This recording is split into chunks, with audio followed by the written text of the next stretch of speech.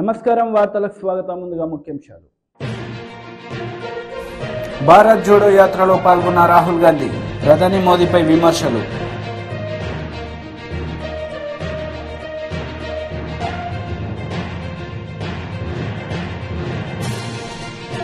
బనగాలపల్లిలో YSR TBC నేస్తం కింద ఆర్థిక సహాయాన్ని పంపిణీ చేసిన సీఎం జగన్ ప్రజలకు భరోసా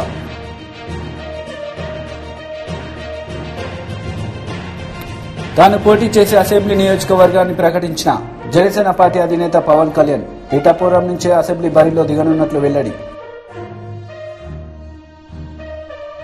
బనగాలపల్లిలో వైఎస్ఆర్ ఈబీసీ నేస్తం కింద ఆర్థిక సహాయాన్ని పంపిణీ చేశారు సీఎం వైఎస్ జగన్. ఈ సందర్భంగా ఆయన మాట్లాడారు.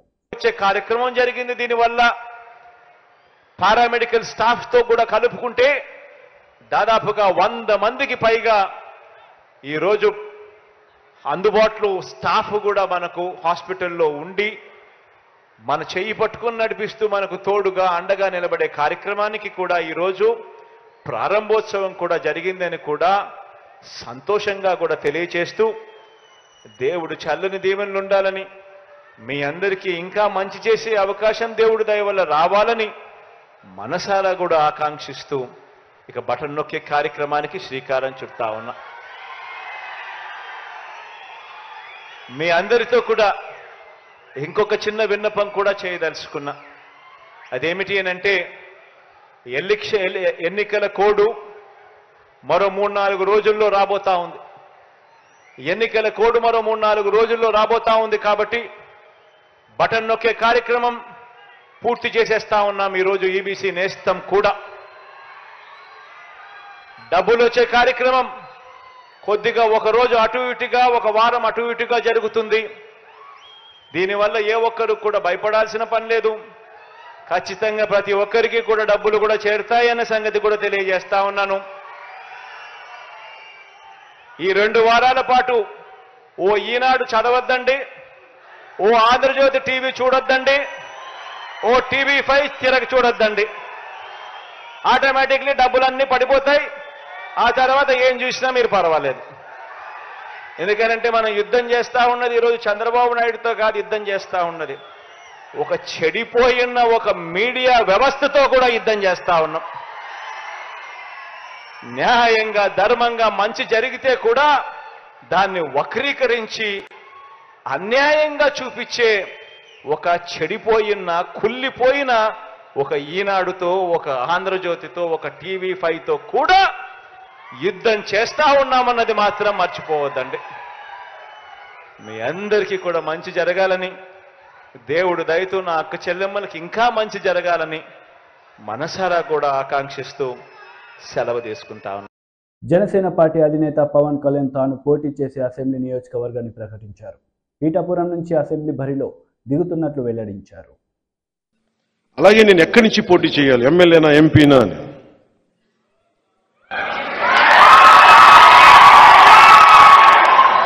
మీరు చెప్పండి. ఒక నిమిషం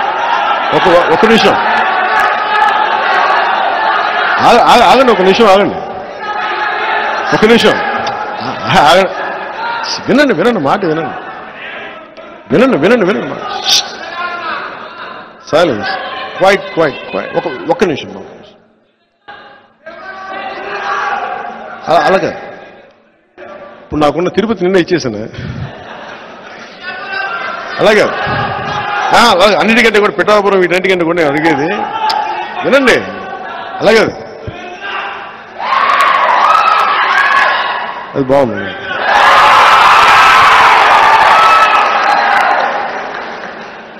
ఇది నేను పోటీ చేద్దాం అనుకుంది ఎమ్మెల్యే గానా ఎంపీ గానా అని అనుకున్నా.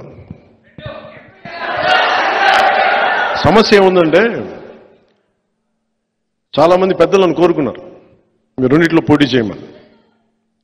కానీ కన్ఫ్యూజన్ ఏముంటుందంటే క్రాస్ ఓటింగ్ ఉంటుందా, నిలబడతామా లేదా, ఇవన్నీ ఉన్నాయి. సో అది ఎలా చేద్దాం ఏంటి అనేది ఇంకొద్ది రోజుల్లో ఒకటైతే ఖచ్చితంగా చెప్పగలను. నిన్న భీమవరం పులపర్తి ఆంజనేయులు గారికి ఇచ్చాను. తిరుపతి ఏమో మన జంగల్ శ్రీనివాసులు గారికి ఇచ్చాను. గాజువాకేమో తెలుగుదేశం వాళ్ళు తీసేసుకున్నారు అనుకుంటాను ప్రస్తుతానికి. సో పోనీ పిఠాపురం తీసుకుందామంటే మా ఉదయం ఉన్నాడు ఇక్కడ. సో ఉదయం ఏం అడగాలో తెలియట్లా. సో ఉదయం అడిగి పిఠాపురం ఖాయం చేసుకోమని చెప్తాను.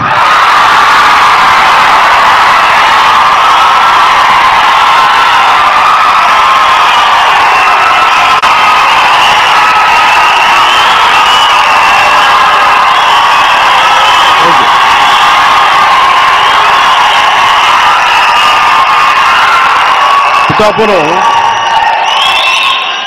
2009 నుంచి కూడా 2009 నుంచి కూడా 2009 నుంచి కూడా అందరూ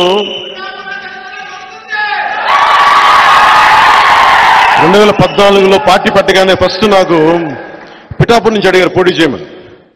మళ్ళీ తెలంగాణలో అడిగారు పోటీ చేయమని. మళ్ళీ పిఠాపురం నుంచి వచ్చింది, 2 చోట్ల నుంచి వచ్చింది ముందుగా. కానీ పిఠాపురం నేను ఎందుకు పోటీ చేయట్లేదు లాస్ట్ టైం అంటే, నేను రాష్ట్రం కోసం ఆలోచించేవాడిని. నేను నిజంగా చెప్పండి, నా ఎన్నికల గురించి నేను ఎప్పుడు ఆలోచించలా. నేను మ్యాక్సిమం అనుకున్న అనంతపురం అర్బన్కి నిలబడదాం వల్ల అనంతపురం జిల్లాలో నిలబడదాం. అందుకు 2015లో పార్టీ ఆఫీస్ అక్కడి నుంచి ప్రారంభించాను, మంగళగిరి నుంచి ప్రారంభించాను, అక్కడి నుంచి ప్రారంభించాను, అనంతపురం నుంచి. కానీ దాన్ని ఇప్పుడు నేను ఒక బాధ్యత మోస్తున్నప్పుడు, నేను ఒక బాధ్యత ఇచ్చినప్పుడు దాన్ని మోసుకెళ్లే వ్యక్తుల సమూహం లేదు నాకు అక్కడ. అందుకని వదిలేయాల్సి వచ్చింది. తిరుపతి ఆల్రెడీ ఇచ్చేసి ఇంక మనం ఎన్నిసార్లు చెప్పాలి. ఇప్పుడు ఇదేంటంటే జనసేన పవన్ కళ్యాణ్ పిఠాపురం నుంచి పోటీ చేస్తారు.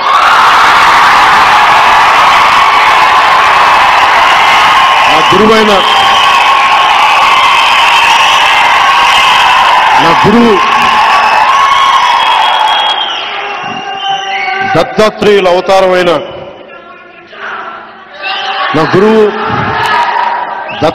అవతారమైన శ్రీపాద శ్రీవల్లభుడు జన్మస్థలం అది, శక్తిపీఠం అది. అక్కడి నుంచి పోటీ చేస్తాం. రేణుకా చౌదరి మీడియా సమావేశం నిర్వహించారు. ఈ సందర్భంగా పలు అంశాలపై ఆమె మాట్లాడారు. ఈ దేశ భవిష్యత్తులో భాగస్వాములుగా వాళ్ళు ఉండగలిగారు అంటే అది మన శాశ్వతం. ఎక్కడ పోయినా అమ్మవారు బిడ్డ అని. ఇంకొక బలహీనత మనలో ఉంది. ఎవరికి వాళ్ళు పేరు కులము గొప్పగా చెప్పుకుంటారు. మందప కృష్ణ మాదిగా అని చెప్పుకుంటాడు, అందరూ గౌరవిస్తాం కృష్ణాని. అలాగే యాదవులు చెప్పుకుంటారు, గౌళ్ళు చెప్పుకుంటారు, అందరూ చెప్పుకుంటారు. కమ్మవారు చెప్పుకుండే దానికి భయపడి బెదిరిపోయే పరిస్థితులు ఎందుకు ఏర్పడినాయని, ఎందుకు మనము భయపడతాము పేరు చెప్పుకుండేదానికి? ఎంతమందో ఇంటి పేరు చెప్పుకొని చౌదరీలు రావులు మానేశారు, చెప్పుకోలేరు. బోర్డు పెట్టుకోవడానికి కూడా భయము. ఆంధ్ర రాష్ట్రంలో ఉమ్మడి రాష్ట్రంగా ఉన్నప్పుడు నేను రాష్ట్రం అంతా తిరిగిన దాన్ని నందమూరి గారితో పాటు. ఆంధ్ర రాష్ట్రంలో ఒక కమ్మ ద్వేషి రాష్ట్ర ముఖ్యమంత్రిగా అక్కడ రాజ్యమేలుతూ నానా హింసలు పెట్టి కమ్మ వాళ్ళనే పక్కన పెట్టుకొని వాళ్లతోనే తోటి కమ్మ వాళ్ళని తిట్టించి ఈ హీనమైన పరిస్థితులకి మనం దిగజారాల్సిన అవసరం మనకి లేదు. మనము లేకపోతే సమాజం కూడా జరగదు. మనలో ఉన్నవాళ్ళు పెద్దవాళ్ళు చాలా మంది ఉన్నారు, చాలా మందిని పోషిస్తున్నారు, ఉద్యోగాలు కేటాయిస్తున్నారు. రాష్ట్రానికి దేశానికి ఆర్థికంగా మనము బలపరుస్తున్నాము. మనం చేసే సంపాదనలు సామాన్యం కాదు, అన్నీ కూడా చేయగలుగుతున్నాం. కాబట్టి తగిన గౌరవాన్ని కూడా మనం సంపాదించుకోవాలనేది నా కోరిక. ఇక్కడే కాదు, ఎన్ఆర్ఐస్ కూడా భయపడితే వాళ్ళ పేర్లు వాళ్ళు పెట్టుకోవడానికి ఇది చాలా శోచనీయం. సో మనము వెనకాడాల్సిన అవసరం లేదు, సిగ్గుపడాల్సిన అవసరం అంతకంటే భయం అనేది అసలు మన సామాజిక వర్గానికి చాలా తక్కువ. పౌరుషము పట్టుదలనే మనకి ఎక్కువ. గేరా పొగురు అని అంటూ ఉంటారు, ఉండాల్సిందే, అది ఉండాల్సిందే ఇవాళ రోజు, లేకపోతే మర్యాద కూడా లేదు. కాబట్టి ఈ నా ఆలోచన విధానాలు మీ ముందు నేను పెట్టాను. ఎందుకంటే ఎక్కడికి వెళ్ళినా కూడా, మొన్న ఎయిర్పోర్ట్ బాంబే ఎయిర్పోర్ట్లో నేనున్నా, ఒక ఆయన పరిగెట్టుకుంటా వచ్చి నా చేయి పట్టుకున్నాడు. ఎవరయ్యా బాబు నువ్వు? ఆశ లేదు మేడం, మీరు మిమ్మల్ని చూసి నేను చాలా గర్వపడుతున్నా, మాకు చాలా సంతోషం. ఆయన బాంబేలో ఆంధ్ర స్కూల్ నడుపుతారంట. ఆయన నేను మీ సామాజిక వర్గం మేడం, నేను ఈ పని చేస్తున్నాను, నేను అందరూ వాళ్ళని తీసుకొచ్చి నేను ఉద్యోగాలు ఇచ్చాను. నాకు ఎంతో గర్వంగా అనిపించింది. ఎంత చక్కగా ఇతర రాష్ట్రాల్లో కూడా మన సామాజిక వర్గం వాళ్ళకి ఆర్థిక విధానాలకి బలపరుస్తూ మన వాళ్ళకి అందరికీ సహకరిస్తూ ఇట్లా పెరగగలుగుతున్నామని, ఇది మనం లక్ష్యంగా పెట్టుకొని మనం ముందుకు సాగాలి. మనం ఐక్యత, ఇవాళ మీరందరూ వచ్చారంటే నాకు నిజంగా చాలా గొప్పగా ఉంది. మనందరం కలిసి కట్టుకుంటే అండి ఎవరు మనల్ని కాదనే సత్తా ఎవరికి లేదు. కాబట్టి నేను మీకోసం ఎప్పుడు ఉన్నదాన్ని, మీరందరూ ఉండబట్టి నేనున్నా. నాకు అనుకోకుండా ఈ అవకాశం శ్రీమతి సోనియా గాంధీ గారు, అలాగే రేవంత్ రెడ్డి గారు రాష్ట్ర ముఖ్యమంత్రిగా నన్ను పార్లమెంట్కి, నేను లోక్సభ పోటీ చేస్తానని అనుకున్నాను. లోక్సభ చేస్తుంటే మీరందరూ వచ్చిండేవారు ప్రచారానికి. కానీ ఎవరెక్కడైనా మనం కంపల్సరీగా కంకణం కట్టుకొని ఈ సామాజిక వర్గాన్ని బలపరుచుకొని ముందుకు సాగుతూ యథావిధంగా ఏదైతే మన సిద్ధాంతాలు, మన ఆలోచనలు ఉన్నాయో, ఎప్పటి నుంచో మనం చూసామో, ఎంతో గొప్ప గొప్ప వాళ్ళు మనకి దారి దిశ చూపించిన వాళ్ళు ఉన్నారు. వాళ్ళని ఆదర్శంగా పెట్టుకుంటూ, నందమూరి తారక రామారావు అంటే పేరు, బీఆర్ఎస్ లాంటి వాళ్ళు కూడా ఆయన పేరు పెట్టుకున్నారు వాళ్ళ అబ్బాయిలకి. సో ఎంతమంది అభిమానులు ఉన్నారో చూడండి. ఇక్కడే కాదు, యావత్ ప్రపంచంలో కూడా ఇవాళ రోజు కమ్మ తెలుగు అని అంటే అందరూ ఉలిక్కి పడతారు, ఎదురు చూస్తారు. నాకు పూర్తి నమ్మకం భవిష్యత్తులో మనం కూడా ముఖ్య పాత్రలు వహించాలి. టీడీపీ జాతీయ అధికార ప్రతినిధి కొమ్మారెడ్డి పట్టాభిరామ్ మీడియా సమావేశం నిర్వహించారు. ఈ సందర్భంగా సీఎం జగన్ పై ఆయన మండిపడ్డారు. డిప్యూటీ కలెక్టర్ పోస్టుకు 2.5 కోట్లంట, డిఎస్పీ పోస్టుకి 1.5 కోట్లంట, ఇంకా రకరకాల పోస్టులకు రకరకాల రేట్లు పెట్టి కనీసంగా 150 కోట్లు దండుకున్నాడు. ఈ మొత్తం వ్యవహారం పైన నిన్ననే గౌరవ హైకోర్టు జస్టిస్ నిమ్మగడ్డ వెంకటేశ్వర్లు గారు ఒక స్పష్టమైనటువంటి తీర్పిచ్చారు. ఈ పరీక్షల నిర్వహణలో ఆంధ్రప్రదేశ్ పబ్లిక్ సర్వీస్ కమిషన్ అనేక అవకతవకలకి పాల్పడింది, అనేక అక్రమాలకి పాల్పడింది. తాము డబ్బులు వసూలు చేసినటువంటి కొంతమంది క్యాండిడేట్స్ కి మేలు చేసే విధంగా వాల్యుయేషన్ ఒకసారి కాదండి, సాధారణంగా మనం పరీక్ష రాస్తే దాని యొక్క వాల్యుయేషన్ ఏదో ఒకసారి వాల్యుయేషన్ చేస్తారు. మనం ఏదన్నా కాదండి రీవాల్యుయేషన్ కావాలని కోరుకుంటే రీవాల్యుయేషన్ చేసిస్తారు. అంతేగాని మన ఆంధ్రప్రదేశ్ పబ్లిక్ సర్వీస్ కమిషన్ వారు 3 సార్లు వాల్యుయేషన్ చేశారండి. 3 సార్లు ఆన్సర్ షీట్లు దిద్దారు. దేనికో తెలుసా? తాము కావాలనుకున్నటువంటి వారికి ఎవరైతే వీళ్ళు అడిగినంత డబ్బులు ఇచ్చారో వాళ్లకు మేలు చేయటం కోసం ఒకసారి కాదు, 2 సార్లు కాదు, 3 సార్లు ఆన్సర్ షీట్లు దిద్దేసి వాళ్ళకి కావలసిన వాళ్ళకి ఉద్యోగాలు ఇప్పించారు సార్. ఆ విషయాన్ని గౌరవ హైకోర్టు తెలియజేస్తా ఉంది. ఈ రకంగా 3 సార్లు మీరు పేపర్స్ ని వాల్యుయేషన్ ఎలా చేస్తారో, ఆన్సర్ షీట్లని 3 సార్లు ఎలా దిద్దుతారో ఇది పూర్తి అక్రమం అని చెప్పి హైకోర్టు తీర్పిచ్చింది. నన్ను హైకోర్టు తీర్పులో చాలా స్పష్టంగా the action of the respondents government of Andhra Pradesh and AP public service commission in conducting 2nd and 3rd valuation of Group 1 exams for notification number 27/2018 is declared as illegal, irregular and arbitrary and violative of Rule 39 of the APPSC rules. అని చాలా స్పష్టంగా చెప్తూ the impunged list of eligible candidates dated 26/5/2022 is hereby set aside.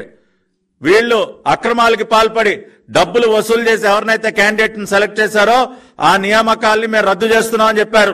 అంతేకాకుండా respondents are directed to conduct Group 1 examinations fresh, మళ్లీ తిరిగి examinations మీరు conduct చేయాలని చెప్పి గౌరవ హైకోర్టు న్యాయమూర్తి జస్టిస్ నిమ్మగడ్డ వెంకటేశ్వర్లు గారు స్పష్టమైనటువంటి తీర్పిచ్చారు. దీనికి ఏమి సమాధానం చెప్తావు జగన్ రెడ్డి? నువ్వు అనేక అక్రమాలకి పాల్పడి దాదాపుగా 150 కోట్ల రూపాయలు దండుకుని Group 1 ఉద్యోగాల్ని మార్కెట్లో పెట్టి తెగనమ్మి ఏదైతే నువ్వు ఈ వ్యవహారాన్ని అంతా కూడా నడిపించావో దానిని పూర్తిగా తప్పుబడుతూ హైకోర్టు ఇచ్చినటువంటి తీర్పుకి నువ్వేం జవాబు చెప్తావని చెప్పి రాష్ట్ర ముఖ్యమంత్రి జగన్ రెడ్డిని మేము డిమాండ్ చేస్తా ఉన్నాం. నిన్నగాక మొన్న తెలంగాణలో జరిగినటువంటి తెలంగాణ పబ్లిక్ సర్వీస్ కమిషన్ సంబంధించినటువంటి స్కామ్ కంటే అక్కడ ప్రశ్నాపత్రాల లీక్ ఏదైతే జరిగిందో దాని ద్వారా అక్కడ ఉన్నటువంటి ప్రభుత్వం పునాదులు కదిలిపోయాయి. ఎప్పుడైతే ఆనాటి తెలంగాణ ప్రభుత్వం అక్కడ ఉన్నటువంటి బిడ్డల్ని మోసం చేసిందో, Telangana public service commission examination papers leak కి సంబంధించి అక్రమాలకు పాల్పడిందో అక్కడ తెలంగాణ యువత అంతా తిరగబడ్డారు. అక్కడ ఉన్నటువంటి ప్రభుత్వాన్ని కూకటి వేళ్లతో సహా పెకిలించి వేసేశారు. ఇవాళ జగన్మోహన్ రెడ్డి నీ పరిస్థితి కూడా అంతే, వదిలిపెట్టే ప్రసక్తే లేదు. ఇవాళ మన బిడ్డలకి ఉద్యోగాలు ఇవ్వటం చేతగానటువంటి నువ్వు పెట్టుబడులన్నీ కూడా రాకుండా చేసి, రాష్ట్రంలో ఉపాధి అవకాశాలు లేకుండా చేసి, జాబ్ క్యాలెండర్ అని చెప్పి దగా చేసి, ఒక్కసారి కూడా సరిగ్గా జాబ్ క్యాలెండర్ ఇవ్వకుండా ఉన్నటువంటి ఉద్యోగాలను అమ్ముకుంటావా? ఉన్నటువంటి ఉద్యోగాల్ని బహిరంగ మార్కెట్లో అమ్ముకుంటావా? నువ్వు వేలం పెడతావా ఉద్యోగాల్ని? ఒక్కొక్క డిప్యూటీ కలెక్టర్ పోస్ట్ కి నీకు 2.5 కోట్లు కావాలా? డిఎస్పీ పోస్ట్ కి 1.5 కోటి సమర్పించుకోవాలా? ఆదిలాబాద్ పార్లమెంట్ నియోజకవర్గ పరిధిలోని ముఖ్య నేతలతో సమావేశమయ్యారు బీఆర్ఎస్ అధినేత కేసీఆర్. ఈ సందర్భంగా వారితో పలు విషయాలు చర్చించారు.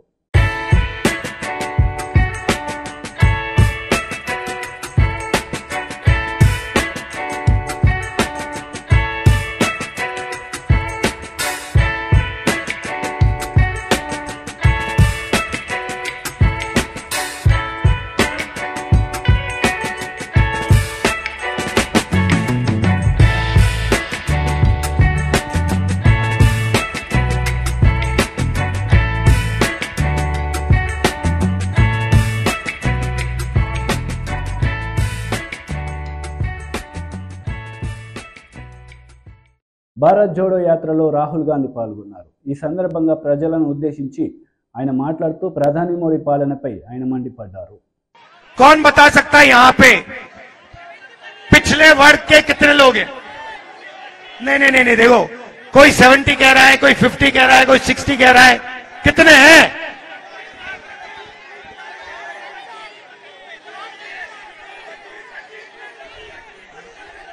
अभी आप शांत हो जाएंगे तो पुलिस भर्ती की बात होगी. अभी शांत हो जाइए, डिस्टर्ब मत करिए भाइयों. तो मेरा सवाल है, थोड़ा शांत हो जाए तो मजा आएगा, है ना भाई? सुन ले, शांत हो जाओ. आप भाषण देना चाहते हो? आओ. तो शांत हो जाओ, शांत हो जाओ, डिस्टर्ब क्यों कर रहे हो? तो पिछड़े वर्ग के कितने हैं? कोई नहीं बता सकता. इस देश में आपको कोई नहीं बता सकता कि पिछड़े वर्ग के कितने लोग हैं. कोई आपको कहेगा 50%, कोई कहेगा 60 है, कोई कहेगा 40 है, कोई कहेगा 30 है, मगर एग्जैक्ट नंबर कोई नहीं बता सकता. पहली बात, अंदाजे से 50% है. ठीक है? आपका नाम क्या है? हाँ, यादव. जादव. ठीक है. दलित कितने हैं देश में? हाँ, कितने? 15%. आदिवासी कितने हैं? 8%. माइनॉरिटी के कितने? 15%. तो अगर ये सब जोड़ो कितना होता है? 50-15, 50-15, 65-15, 80 और 8, 88% है पिछड़े, दलित, आदिवासी, माइनॉरिटी. उसमें 5-6% आप गरीब जनरल कास्ट जोड़ दो. ठीक है? ये हिंदुस्तान की आबादी. अब मुझे बताओ, मीडिया में पिछड़े वर्ग के कितने लोग? कितने हैं? 0. आप चाहते हो तो मैं आपको दे दूंगा. हिंदुस्तान की मीडिया कंपनी के मालिक की लिस्ट मेरे पास है. उसमें आपको एक पिछड़े वर्ग का नहीं मिलेगा, एक दलित नहीं मिलेगा, एक आदिवासी नहीं मिलेगा, एक माइनॉरिटी नहीं मिलेगा, एक गरीब जनरल कास्ट का नहीं मिलेगा. अब फिर आपको बात समझ नहीं आती कि आपके मुद्दे उठाते नहीं वो कैसे उठाएंगे, वो आपके हैं ही नहीं। इनके बड़े बड़े जो जर्नलिस्ट हैं उनकी लिस्ट निकालो, मुझे दिखा दो हिंदुस्तान के बड़े बड़े जर्नलिस्ट में से मुझे आदिवासी नाम दिखा दो, दलित नाम दिखा दो, पिछड़ा नाम दिखा दो, एक दिखा दो। एक नहीं मिलेगा आपको, एक नहीं है। ठीक है, पता नहीं आप लोग शायद इसमें हिस्सेदारी नहीं चाहते, नहीं पता नहीं चाहते हो नहीं चाहते हो, मुझे तो नहीं लगता। आपकी आबादी 90% है, इतना भी दम नहीं है आप में, इतना भी दम नहीं है आप में कि वहां अपने लोगों को बैठा दो। बात समझो, 90% आबादी है, उधर आप अपना एक आदमी नहीं बैठा पा रहे हो और फिर छाती फैला के घूमते रहते हो। सच है ना? 90% हो, एक बंदा नहीं बैठा पा रहे वहां पे। चलो ठीक है, मैं कहता हूं मीडिया में नहीं बैठा पा रहे, तो चलो हिंदुस्तान की सबसे बड़ी 200 कॉर्पोरेट को देखते हैं। ये जो अदानी वाली, अंबानी वाली कंपनियां हैं, इनकी भी लिस्ट मैंने निकाली। 200 सबसे बड़ी कंपनी हिंदुस्तान में, इनके मालिकों की लिस्ट निकाली और इनमें जो सीनियर मैनेजर्स हैं जो इन कंपनियों को चलाते हैं उनकी लिस्ट निकाली। इसमें बता दो पिछड़े कितने? एक नहीं है। दलित 0, आदिवासी 0, गरीब जनरल कास्ट का 0। వార్తలు ముగించే ముందు ముఖ్యాంశాలు మరోసారి. భారత్ జోడో యాత్రలో పాల్గొన్న రాహుల్ గాంధీ, ప్రధాని మోదీపై విమర్శలు.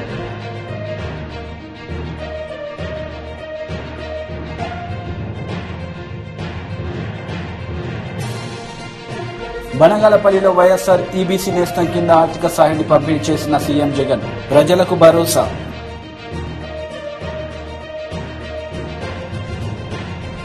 తాను పోటీ చేసే అసెంబ్లీ నియోజకవర్గాన్ని ప్రకటించిన జనసేన పార్టీ అధినేత పవన్ కళ్యాణ్, పిఠాపురం నుంచే అసెంబ్లీ బరిలో దిగనున్నట్లు వెల్లడి. ఈ వార్తలు ఇంతటితో సమాప్తం. తిరిగి ప్రసారమయ్యే వార్తలు మళ్ళీ కలుద్దాం. అంతవరకు సెలవు. నమస్తే.